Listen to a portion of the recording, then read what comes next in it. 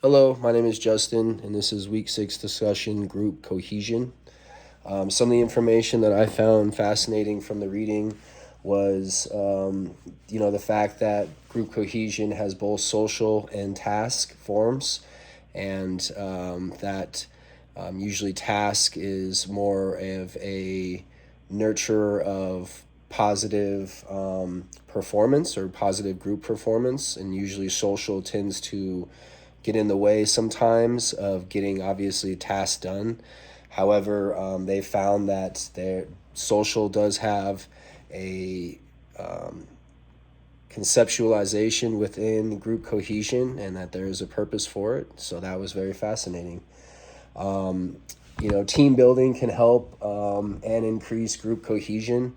That was really cool. I've always, not always, but I was taught about team building and the importance of it in my undergraduate. However, to go more in depth to learn about the different forms of team building in regard to skills, activity, and personality based. That was interesting, and how you can utilize each one of those, or all three or two or whatever, to provide you with the models that you need to try to build a better team.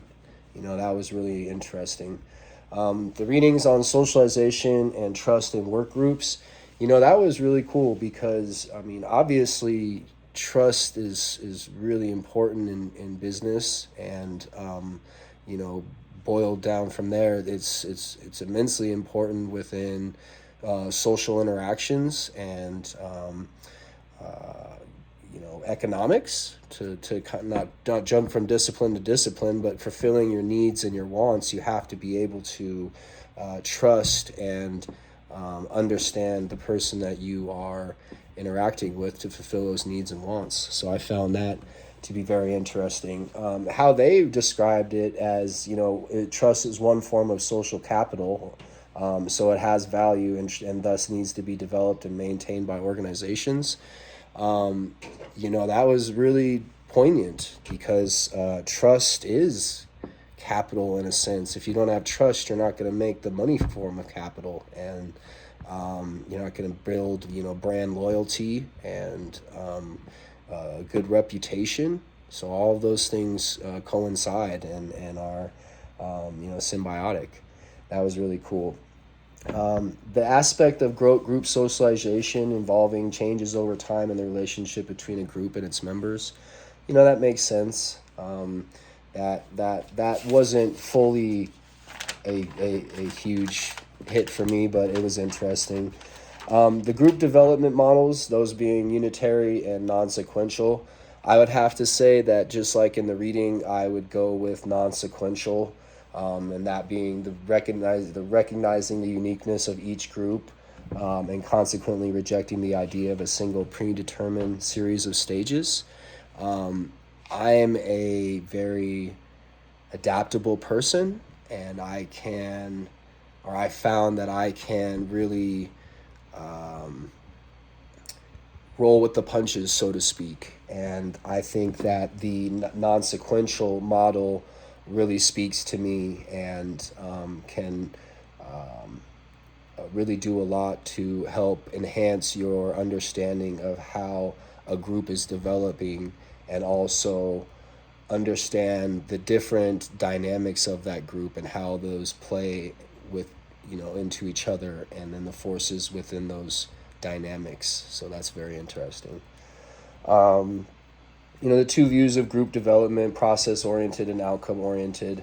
um, that's somewhat not obvious, but at the same time, that's what you're looking at in a lot of business situations or group situations, and when when you're looking at the dynamics between people within a team.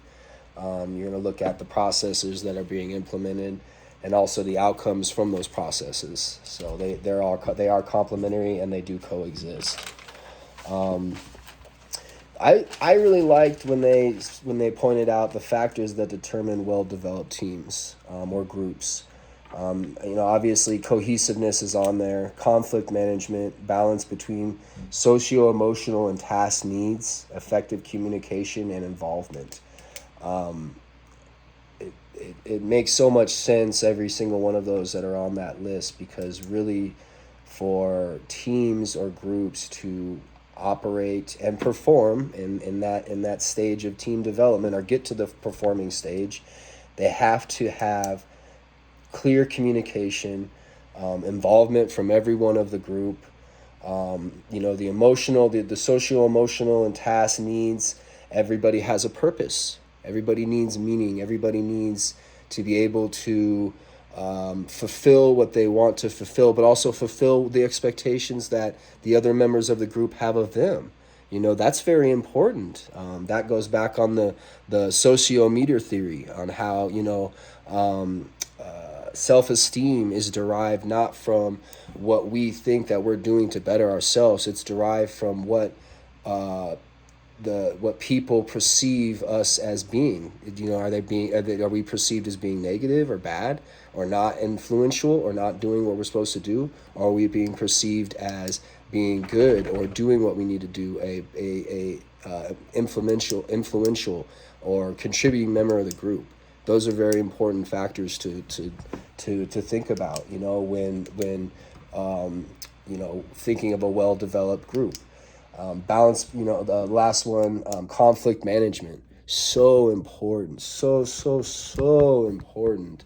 That is so important. That it conflict will arise over and over, but it's the ability to address the conflict, listen, communicate differences, accept those differences, and move on. Those are very important stages of that conflict management, that I feel groups and team members within that group members, whatever you want to call it, have to go through in order to be a productive, cohesive, positive, performing group.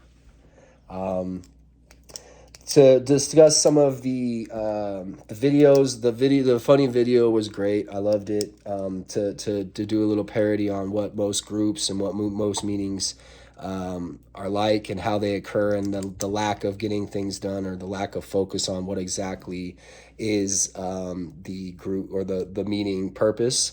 That was very poignant. The other video on setting norms in teams, that really stood out to me. Because what they were talking about, norms can help teams keep teams stay focused and on task. However, the norms have to be simple and specific to the needs of the team.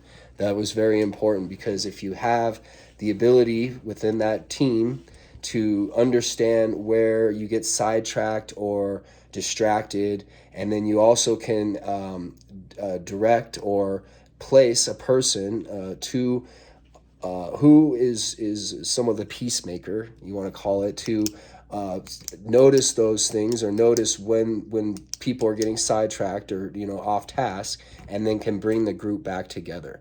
And not only, it doesn't always have to be the leader. Usually it is the leader, because that leader is aware of those things happening, but it might not always be. So that was very interesting and cool. It went over the 5 stages of the team development: forming, storming, norming, performing, and adjourning.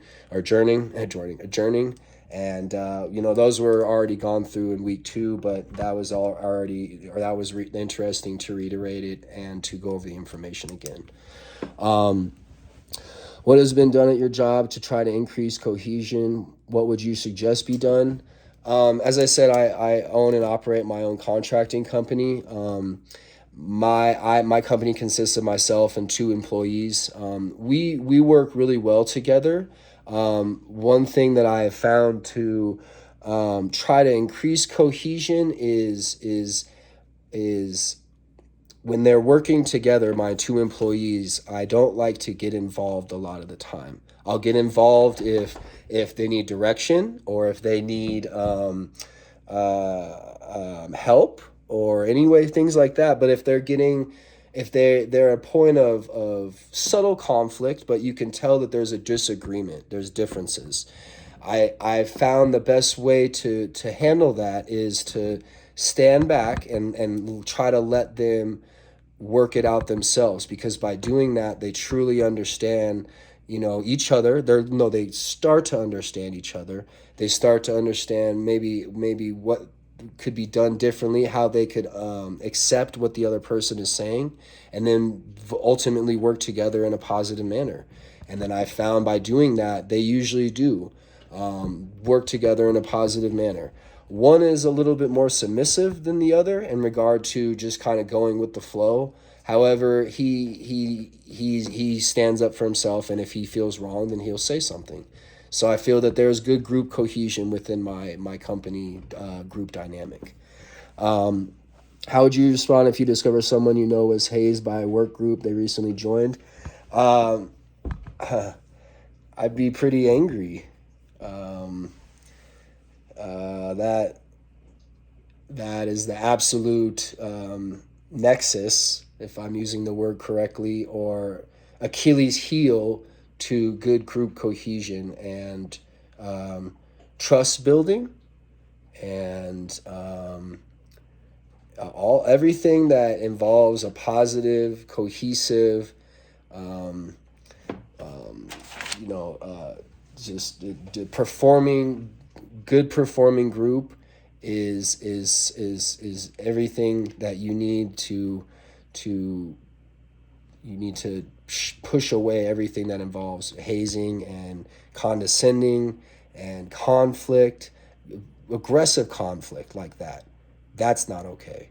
Aggressive conflict. Conflict can be okay if it was resolved properly and never gets to a point of yelling or shouting or anything like that. So I noticed that I'm getting over 11 minutes, but that's my week 6 video. I hope you enjoy. Thank you.